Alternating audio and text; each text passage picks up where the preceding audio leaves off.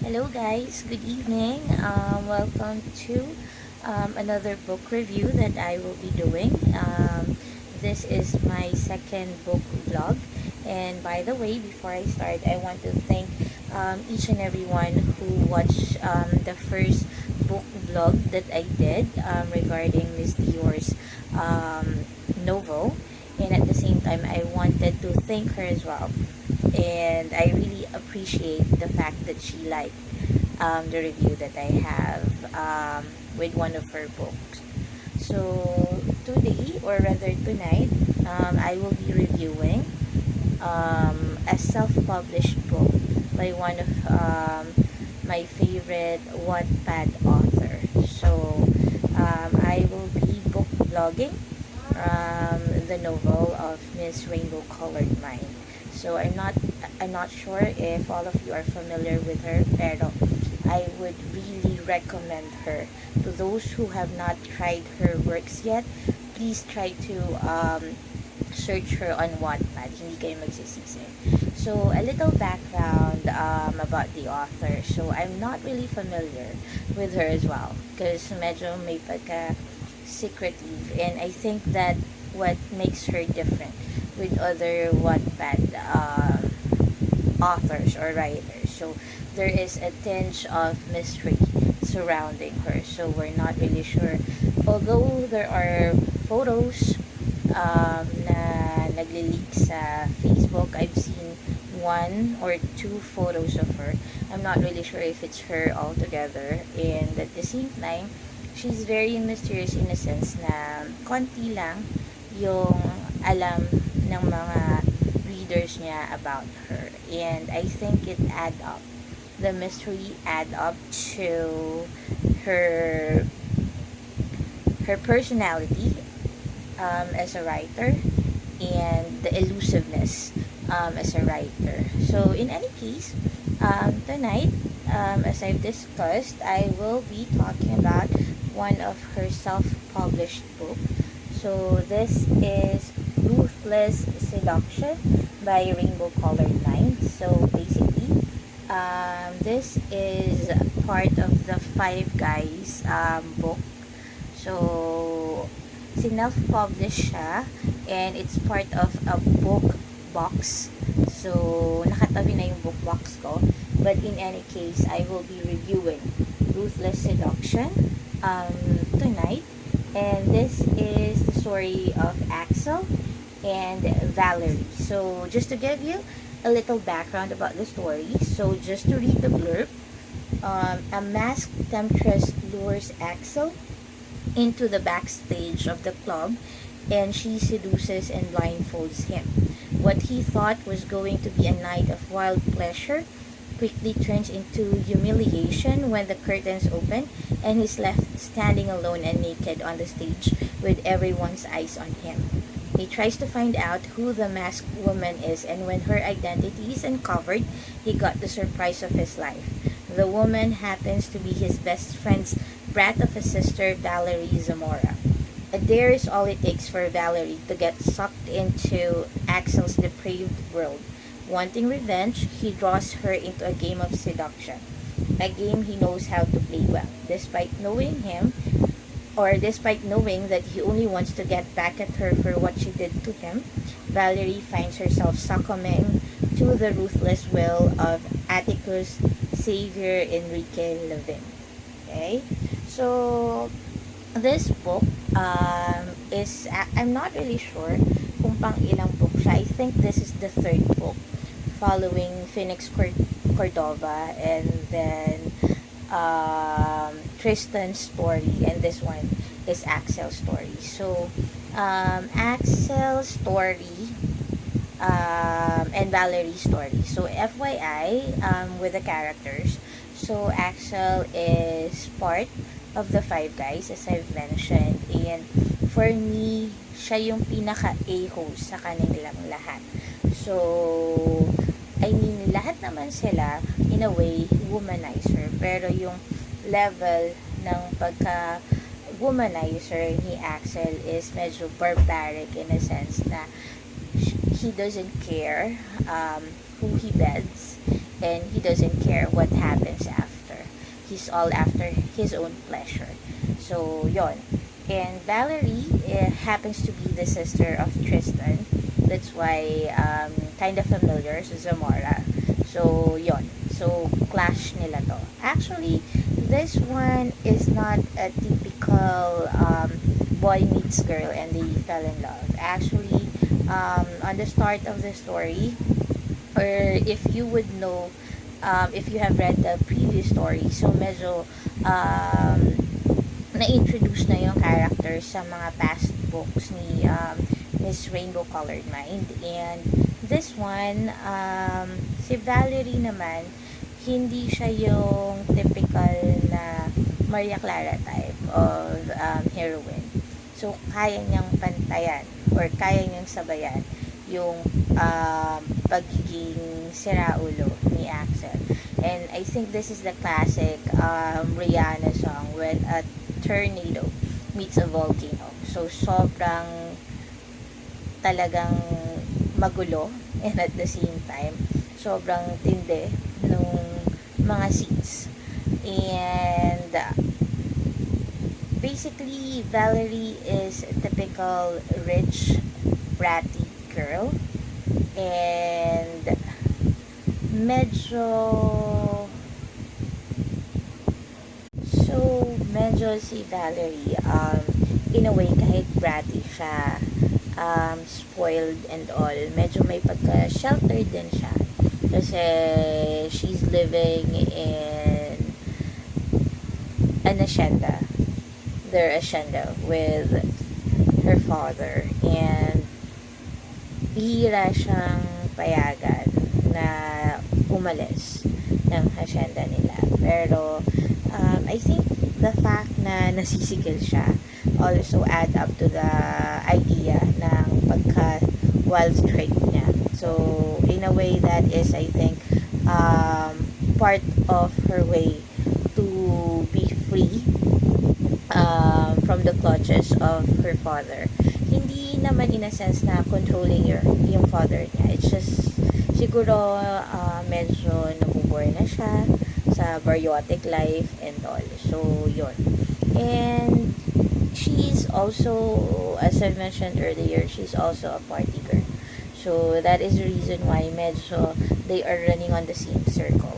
Aside from the fact na kaibigan ng brother niya, si Axel. Party girl si Valerie, party guy si Axel. So, they are really running on the, in the same circle, and they are meeting every now and then. So, nakakatawa to kasi ang daming makaka-relate. Like, ang daming questions na pwedeng pumasok sa isip mo when you are reading. And it's not just about love story. May mga nakakatawang moment, may nakakahiyang moment between the both of them and all. And the character byplay, the byplay between the characters are really fun and light, pero darating dun sa point na medyo mabigat na rin sa dibdib. And yung twist and turns is umpisa light siya, pero mararamdaman mo na paggrabe na rin yung mga scenes niya. Dito sa book na to, ang daming questions na pumasok sa isip ko, and sobrang nalaro talaga ni author yung isip ko and yung idea ko and yung mga pananaw ko sa iba't ibang realities ng life. Like, for example, the fact na si Axel is nakarelasyon niya lahat ng friends ni Valerie.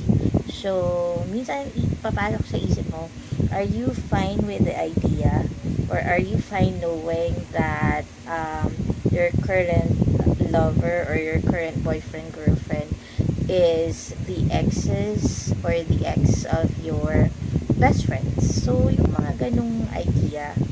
And then, it tackles as well relationship. Yung pagmamadali sa pakikipagrelasyon. I mean, all of us wanted to be loved. And sometimes when we are in love and in a relationship, we always think that that person is always the one.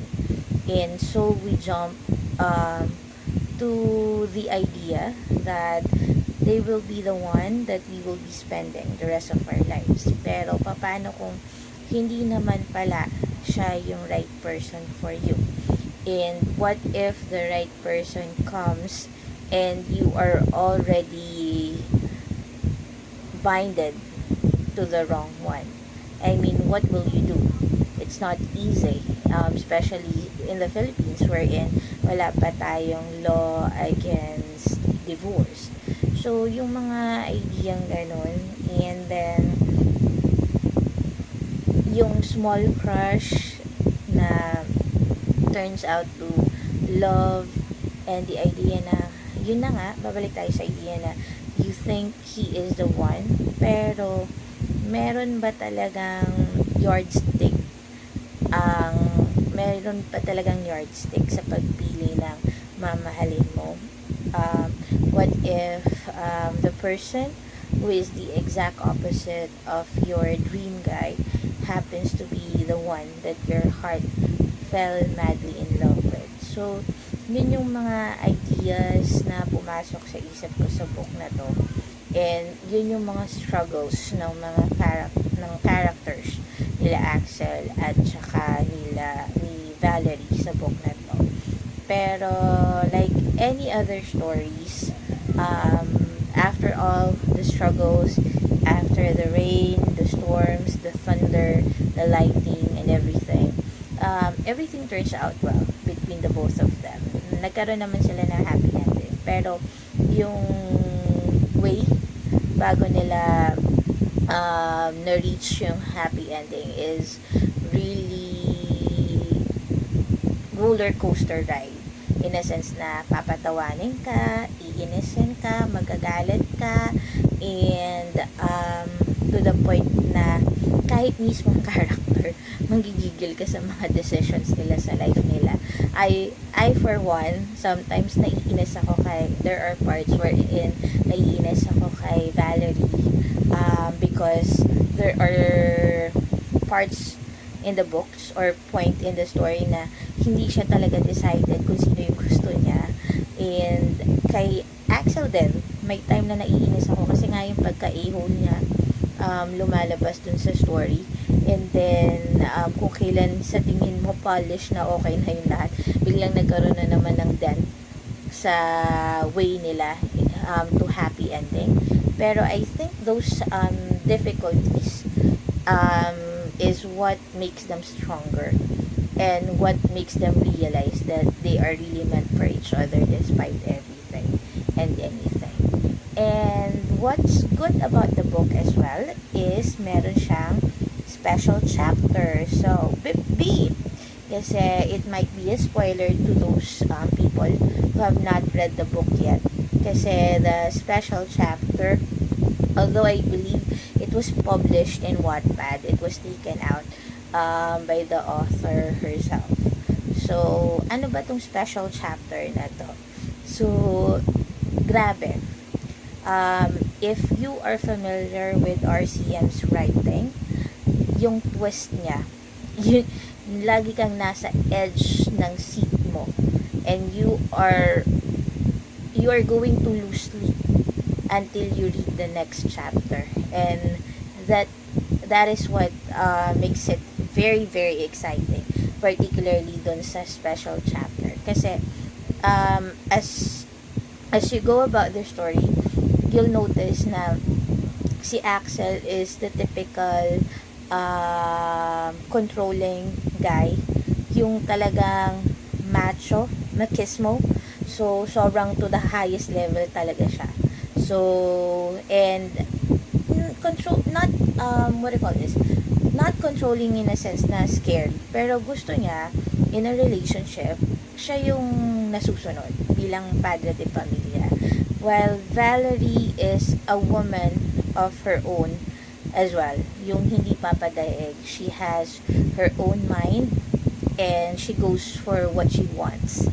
And siguro dahil na rin sa playboy ni Axel, he got scared of his own ghost, and he thought that he would lose Valerie.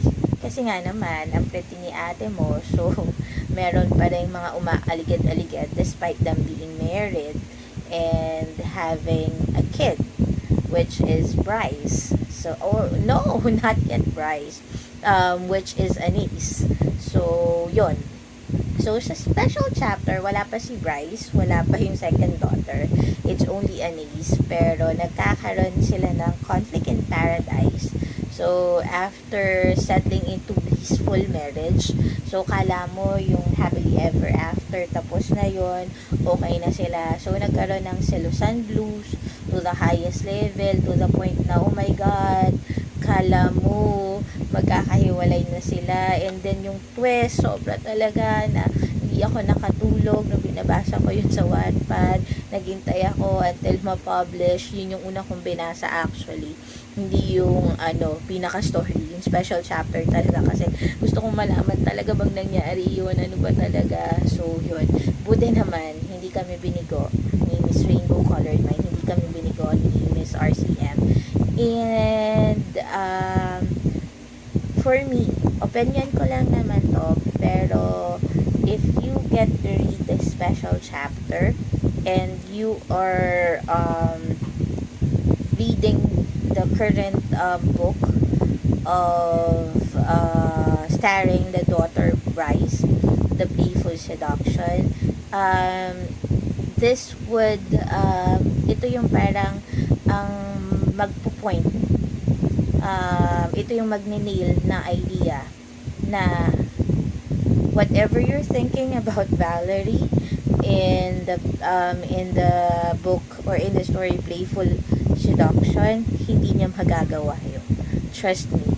So, we just have to trust the special chapter of Ruthless Seduction. We just have to trust the character of Valerie and how she professes her love for Axel to the point that she is willing to give up everything for him. So, imagine a woman of character and a woman of her own mind, a wild and free woman willing to give up everything for the man that she loves. Hindi lahat kaya yung gawin, particularly if you are also on the peak of your career and you know how to stand on your own.